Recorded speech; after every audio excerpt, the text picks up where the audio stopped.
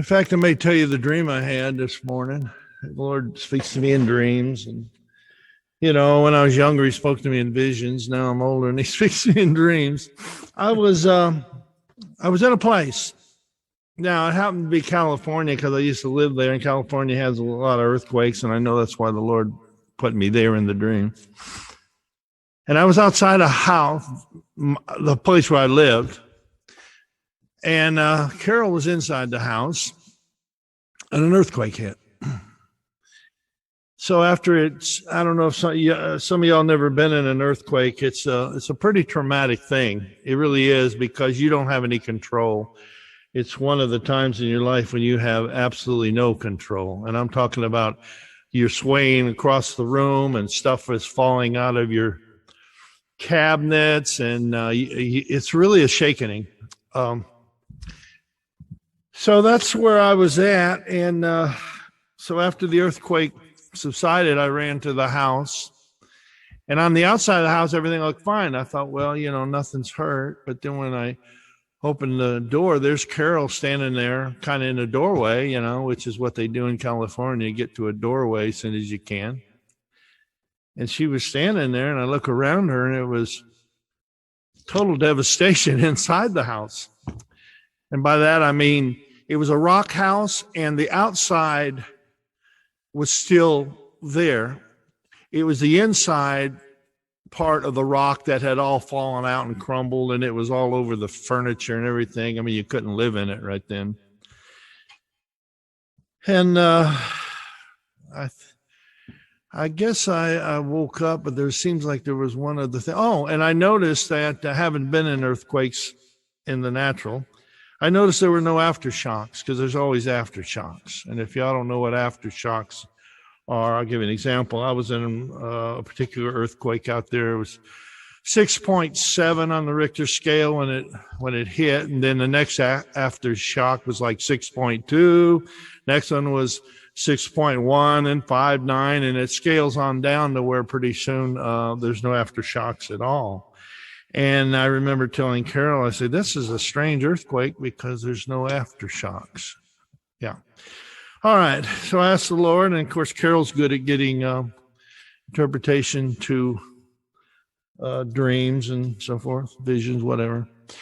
And what we got, and what I got, and then she added to it, was that that's our ministry. And though our ministry will look like it's crumbling on the inside, and may crumble somewhat on the inside because it's built on the rock or with the rock and not on the sand, it's going to continue no matter what. Earthquakes or anything. And let me tell you, earthquakes are very devastating. So if an earthquake can't take it down, then it's going to stand. So it will continue to stand because it was made of rock. Our ministry is built on the rock. Now, let me explain this. We have people, and we have one particular person that would like to come to our church, but they say, well, when y'all have church again, we'll come. Well, what are they saying?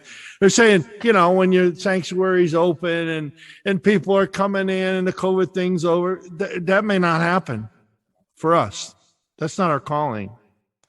See, and the church in general, not all, but most, they're not even in the proper model that's set for the church to be. And right now we are. So they can't see that we're still doing church. Now that's part of the crumbling from within the inside, see? But the outside still stands. So no matter what this ministry will go through, and it has gone through a lot, financial problems, everything else, and still a lot of those still continue, but it's going to still stand, no matter what it looks like, because on the outside it looks like a church, a ministry, as they know it. On the inside it looks different, so they may not want to be a part of it. But let me tell you this, I don't care if they don't want to be a part of it. People, I have one of my pet peeves with a lot of people is they don't understand. I only do what the Holy Spirit tells me to do. I don't care what their churches have told them. I don't care what they've learned in the past. I don't care what their model is for the church.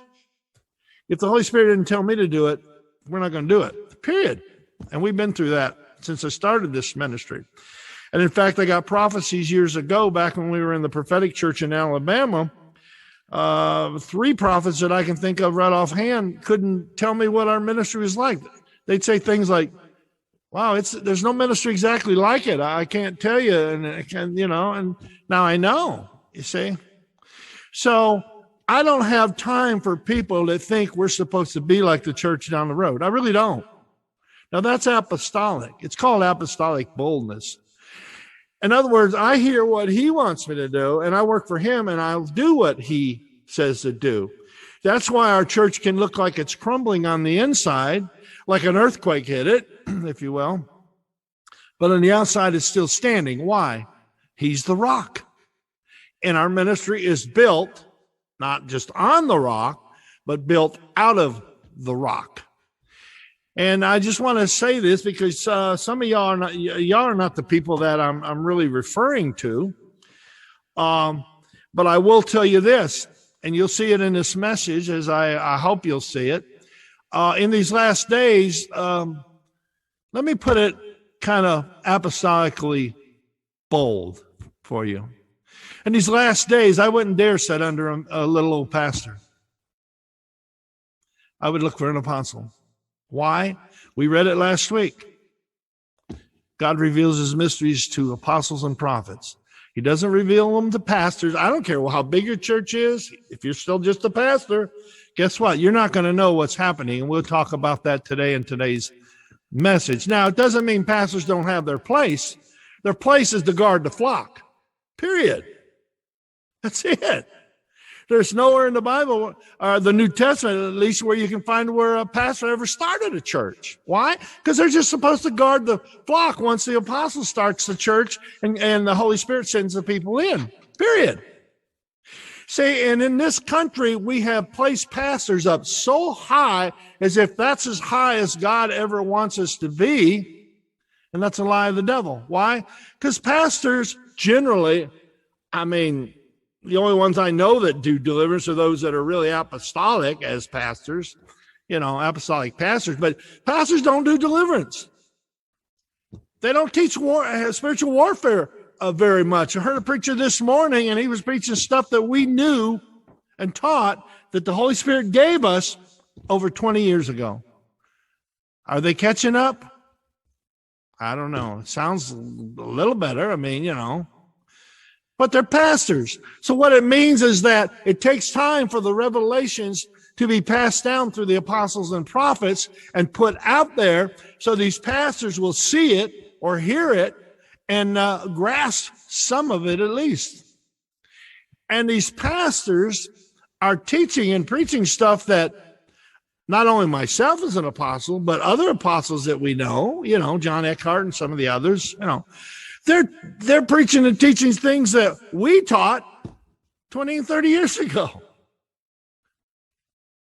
So anyway, I wanted to just say all that and kind of clear the air because don't look at me as I'm a pastor. I'm a pastor only by position. This church was donated to us. Don't.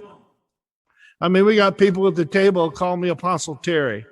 I don't need to be called Apostle Terry. They can call me Terry. They can call me Pastor Terry if they want. But you know why they call me Apostle Terry? Because these are the people that realize that I only do what the Holy Spirit tells me to do. I only hear what Jesus speaks to me, and they've seen it. So don't look at me as a pastor, because I'm not. If you want a pastor, hey, there's thousands of them probably around your area. Every little corner up here has a church with a pastor, and they're not in, they don't have anything or a clue of what's really happening in the world today, because they're only capable, and we covered that last week, they're only capable of teaching what's already been taught. They're not capable of getting mysteries of Christ and teaching it.